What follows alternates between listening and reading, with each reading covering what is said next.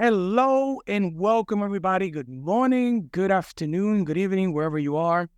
My name is Jerry Tavares, and I am a communication coach helping organizations just ignite their team so they can perform a lot better and be more engaged when doing their work. Tony, what about you? Thanks, Jerry, for setting up this podcast. Yeah, my name is Anthony Pinto, and I'm a meta coach and NLP trainer. And this subject of employee engagement really is kind of hot around town today, and it's being a lot of difference in whether people are effective or not.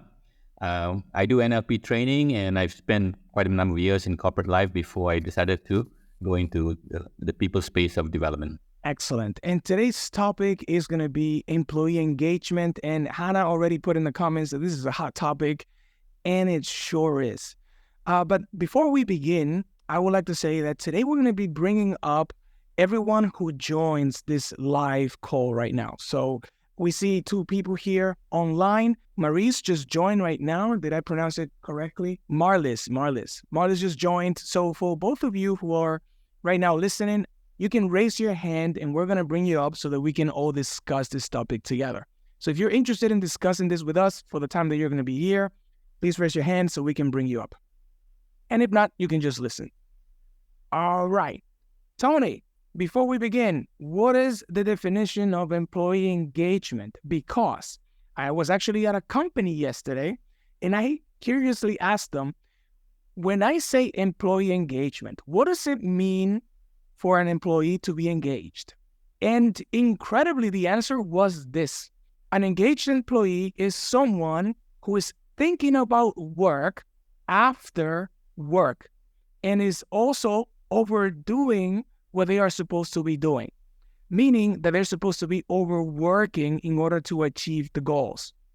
And I thought this was a great answer because this is not what we mean by employee engagement, right? And this can definitely lead to a toxic environment and even burnout.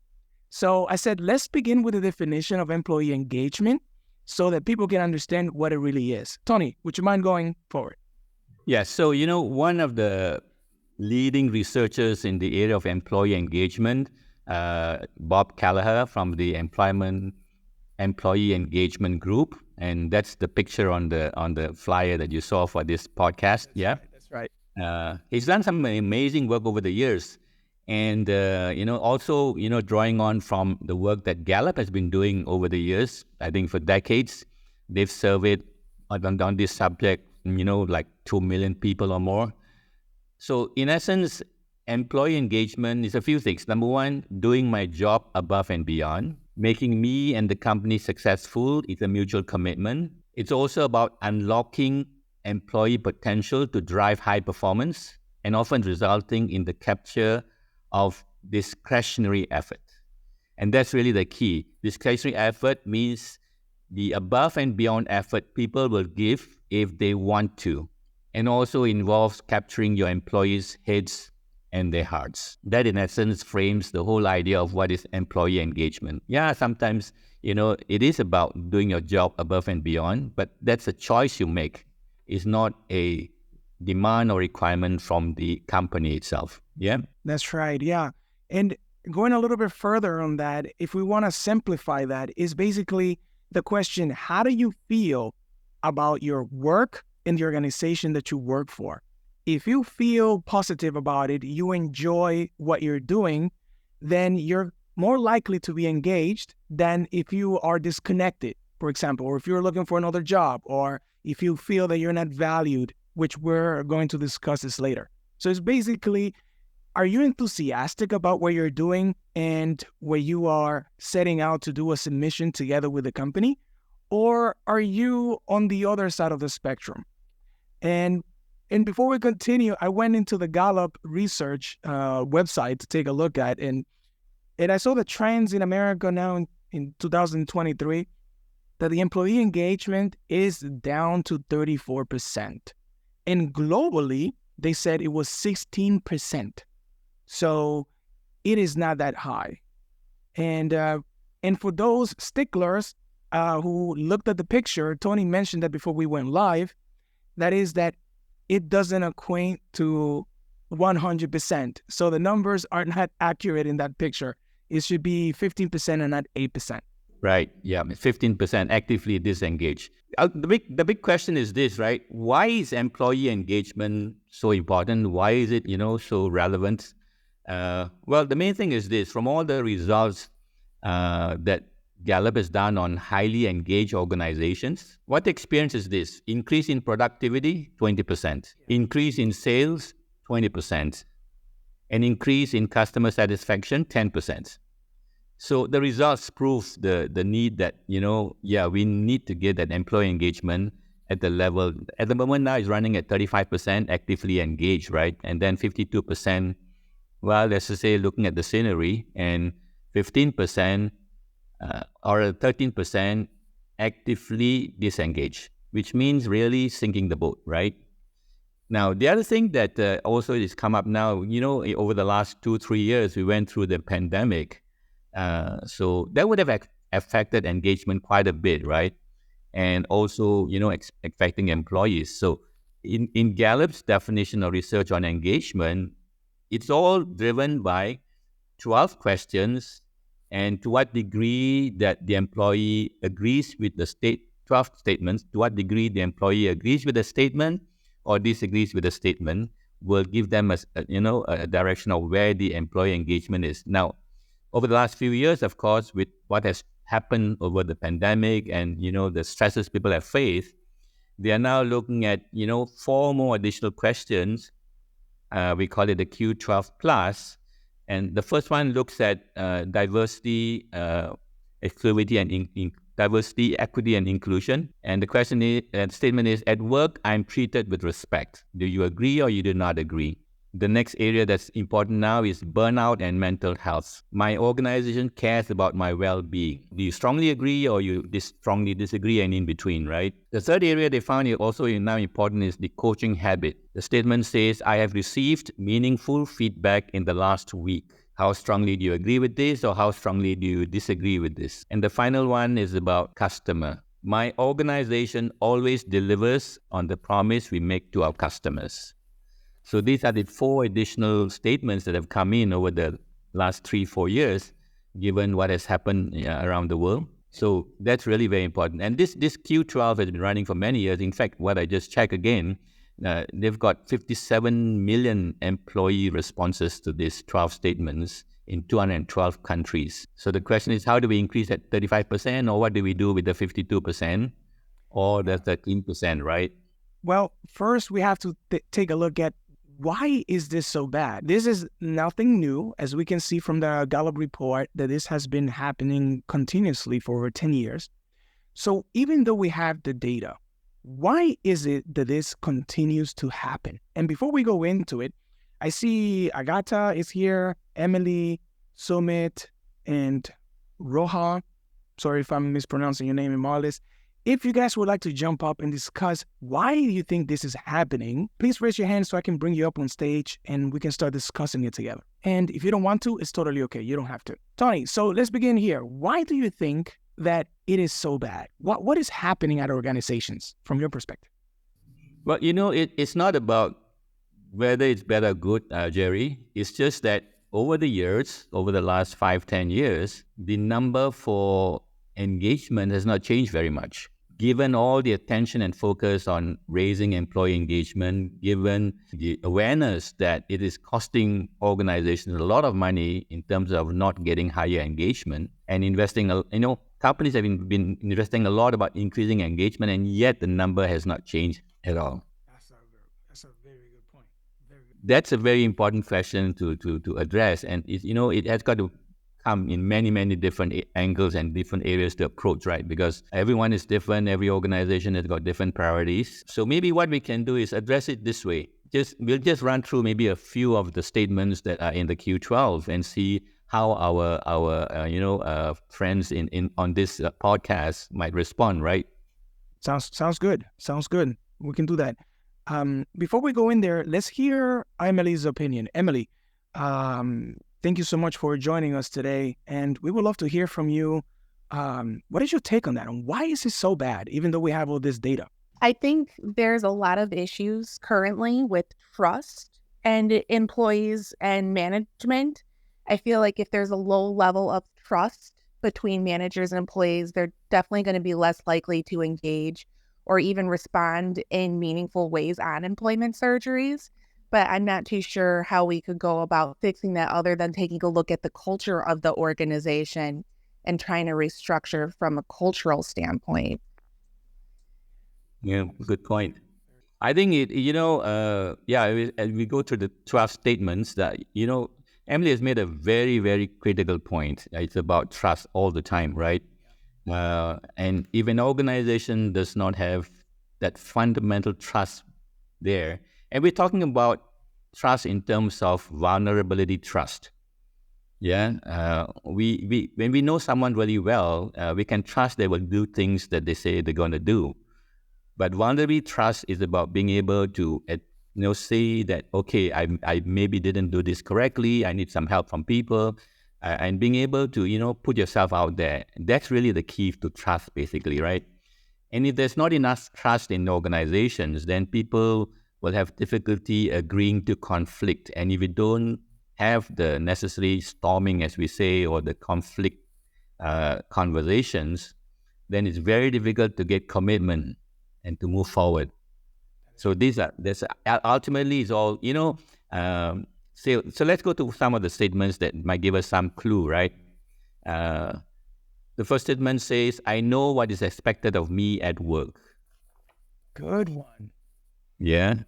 So how many times do we hear of employees saying that, no, I didn't know what was required? Yeah. I have the materials and equipment I need to do my work right. So are they provided the resources or not? Yeah. At work, I have the opportunity to do what I do best every day. In the last 7 days, I have received recognition or praise for doing good work. Now, this is one area that's really, really lacking in managers.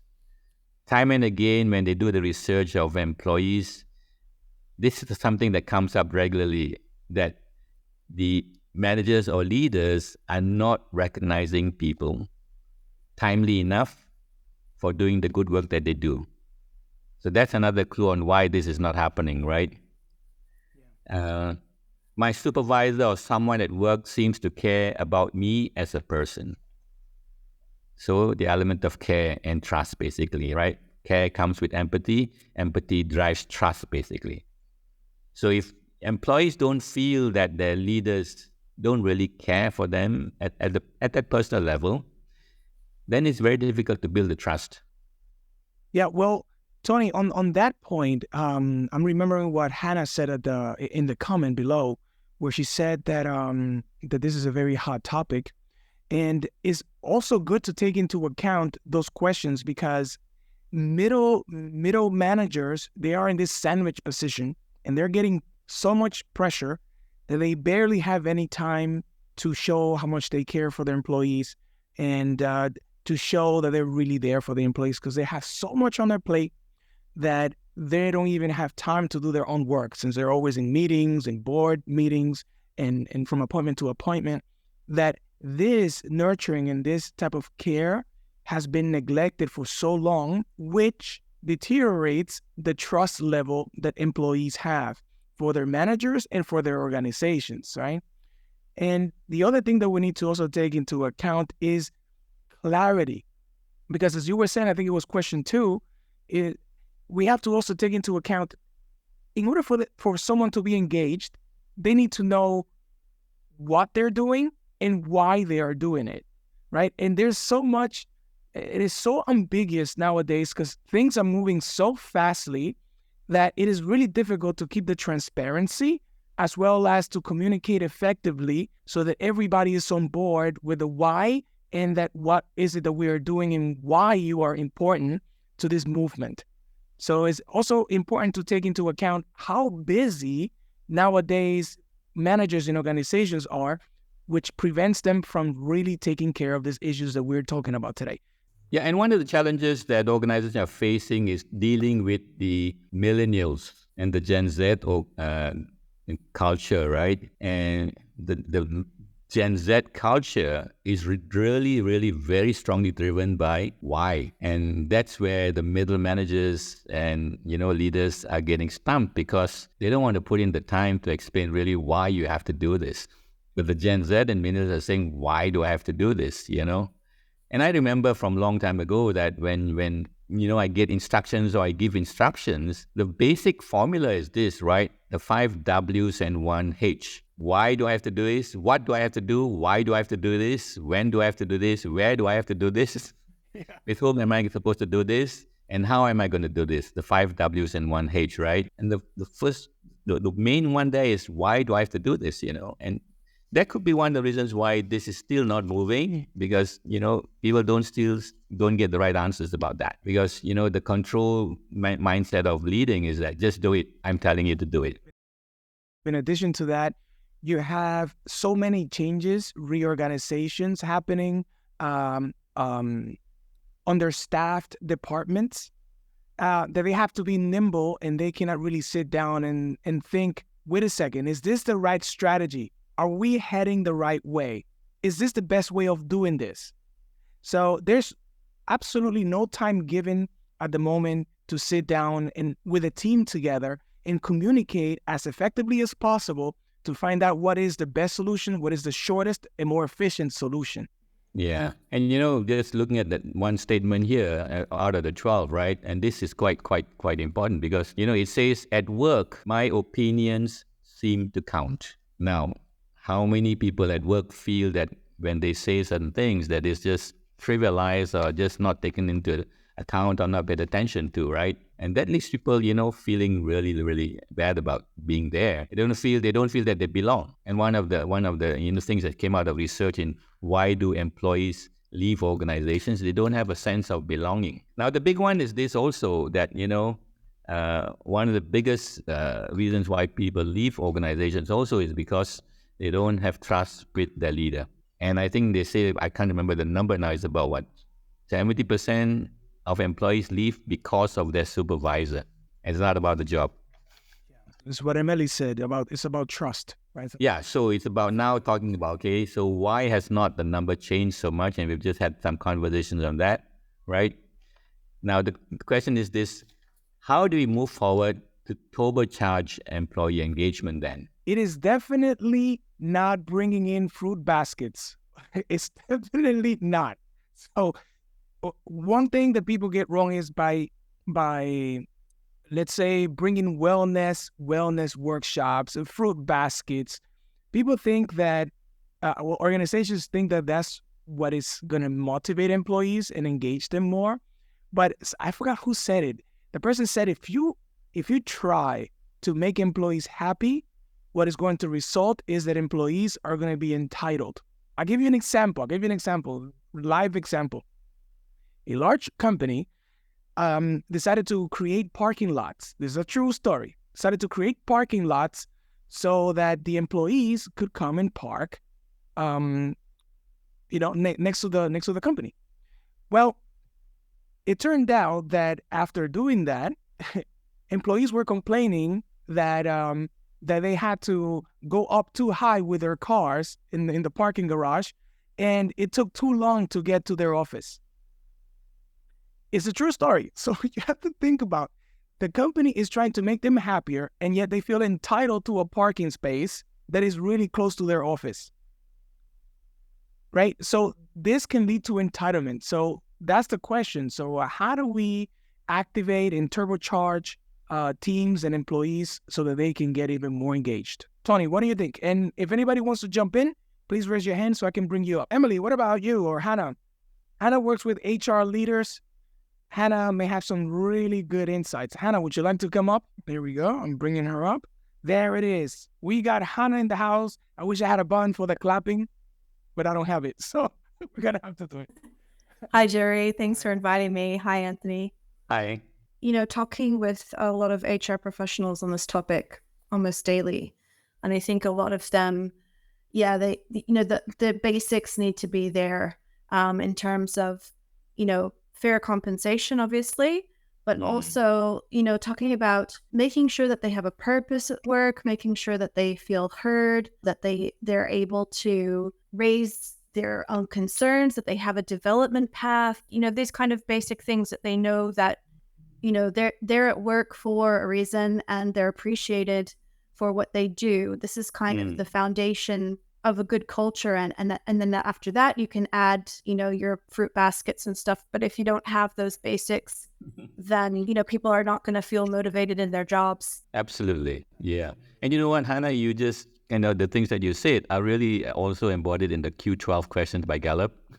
And that's why it's been so solid over the years, reflecting the level of engagement. I would encourage, everyone in the room to just, go and look at the work by Bob Callagher on the employee engagement group. And in the video that he put out, Who's Sinking a Boat, he talks about 8 things that, we can really do in moving the needle, right? Number 1 is invest in the selection and development of people who manage people. Invest in the selection and development of people who manage people. And who said just now, build trust in leadership. Absolutely critical. Build trust in leadership. Was it Emily? Emily, it was Emily. Build a culture of recognition. Build line of sight, which means link employee goals to organizational goals. The next one is show employees you care. We need to be sort of visible about it. And it's not enough just to know that you care, but the employee has to know that you care, right? Seek input and new ideas from the employees. Always look for new ideas from them. Engage the whole person.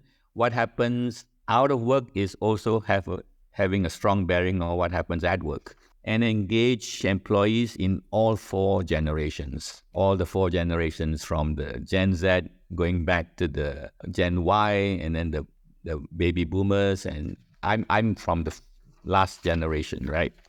Okay. One of the things that might come up is for example, from what I hear from many managers, is like, Jerry, I don't have time. With what time can I count on so I can do this? I don't have time to sit with my employees and communicate and so on. To everyone who is in that position, who doesn't have time, it is important to see what your priorities are and look at it long term, because we need to make time somehow. And it doesn't mean that you need to spend 1 hour with each employee of yours. It means that when you get a decision from the board or from your superiors, that you communicate the why this strategy has been taken and why we are going in that direction. That way, even people who are trying to sink the boat, at least they know the reasoning behind it, because many times decisions are taken at the top. They're not communicated down the line with the why this is being done like that. And then people start forming their own ideas and their own opinions. And those opinions become true in their minds, which sabotages the whole momentum. So it is important to make time so that you can communicate, and also clarity. It is incredible how often I see the lack of clarity, because there is, in quotation marks, no time, right? We have to make the time, because even though we might take a little time in the beginning, this is going to propel us and turbocharge us towards the future a lot faster, right? The momentum is going to compound once everybody's clear on what they got to do, on why they're got to do it, and who's involved, right? And who's affected by these changes or by this process. That will be my takeaway from all the workshops and all the conversations I have had. Emily, Hannah, what about you? Well, I think communication, as you said, it's in everything, right? Good communication. It's just the basis of helping people to understand what's going on. I mean, people, I think this is what, as you were saying, Jury, like a lot of people feel frustrated. It doesn't mean that they need to have, an hour one-to-one, frequently every week with their leadership, but just to know, why are they there? What are their expectations? When they've done well, feedback. And I think that's a huge part of it, is that lack of communication creates this lack of trust, a lack of transparency, can create a lot of doubts with people as well. Yeah. Yeah, absolutely right. The feedback process is really one of the keys. Uh, you know, they found that if the employee gets a feedback once a week, and it doesn't have to be, as you rightly said, it's not that 1-to-1 1 hour session. It could be 5 minutes. It could be, just that, then giving feedback on something specific. And every time they get feedback, they know how to make the changes. And that's really one of the things that really making big difference. Yeah. Now, so if you want to really turbocharge that, we really look at driving intrinsic motivation versus extrinsic motivation, right?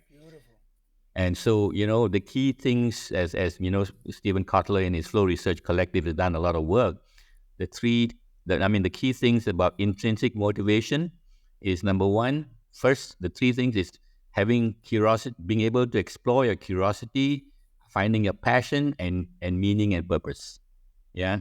So these are starting points of getting towards intrinsic motivation. And the other two elements would be autonomy, having the freedom to decide on how you work and how you want to do your work and how you work and how you schedule, and also giving the freedom to master their skills. Right now, autonomy has played a big part in a lot of different companies, really doing really well. For example, we all have heard about the 20% time in Google. Now, Google gives the engineers 20% time to spend on their pursuing projects of their own creation, ones that align with their own core passion and purpose. That's right. Now, this was introduced in 2004 in Google. Now, today, over 50% of Google's largest revenue-generating products came out of that 20% time, like AdSense, Gmail, Google Maps. Yeah. And in 1948, 3M introduced that 15% rule, right? So engineers get to spend 15% of their time pursuing projects of their own devising. And Post-it notes originated from this 15% in 1974. And Post-it notes today generate over $1 billion a year in revenue. Yeah. So, freedom. Yeah. Yes, Jerry. People might be saying, oh my God, 20%, we are at 100% capacity, and we are at 100% capacity. What do you mean give them 20%? There's no 20%. So to those people who are thinking about that right now, go down to 5%. Just say 5%. Just start with 5. Just to get some creativity. The point is not for you to create the next Apple or Samsung company or whatever. The point is for your employees to get the chance to feel engaged. And if you're an employee and you are feeling disengaged, please remember this. If you're not doing what you love to be doing, as Gallup says, I think 34% of people are doing what they really enjoy doing, then flip it around. Instead of going into do what you love, go into love what you do. And the way that I can explain it briefly is by saying, okay, what are my values and how can I incorporate my values in what I do? So if I am talking to you right now, then how can I transport my values? How can I bring the quality that I like to excerpt from myself? So think about it like that, even though you're not in the ideal job where you want to be right now, because this is going to shift you into the positive side of things. And it's going to help you be more innovative, be more explorative, and just be more engaged. Any final thoughts, Tony, before we go? Well, I think, the last thing I said about intrinsic motivation, and as you also emphasized there, 5% is a good start, right? But the idea is this, right? When you give them that 5%, you're telling them that they have some autonomy. There's some independence to think how best they can do the job, right? Yeah. The kind of company in the US that has been voted the most desired company to work with, Patagonia in sports apparel. Yeah. They let the employees make their own schedule completely. Now that's the extreme, right? Yeah. So but all gives them the idea that they have some freedom and autonomy to decide on how they get the work done and how best they can do it. And, when you give them that kind of a framework, then I think it's slowly going to build on their own motivation. They get to find meaning and purpose in their job. And if at the end of the day, there could be a situation where it just doesn't work for them, right? Yeah. Then find another place to go. As you said, if not, try and love the work that you do. In baby steps. Yeah, just baby steps. You don't have to take it from 0 to 100. Obviously, get organized. Get a structure on how you're going to achieve this, and it's going to take time, but it's going to compound. I want to thank everyone, Emily, Hannah. Thank you from the bottom of my heart, and I think Tony's heart as well. Thank you so much for joining us today and exchanging some insights with us. Next week, we're going to meet again. Tony, I am getting the feeling of either continuing this same topic or going into the toxic cultures. Maybe we should talk about that next week. Well, maybe those who attended may just send us a little note and say, what kind of topic they'd like us to have a conversation on. Yeah. Let's bring real topics so that we can start shifting organizations around and we can make happier workplaces. Not entitlement, not entitled work, just happier places to be. All right, everybody. Have a beautiful afternoon, and we will see you all next Thursday. Thanks, Jerry. Bye-bye.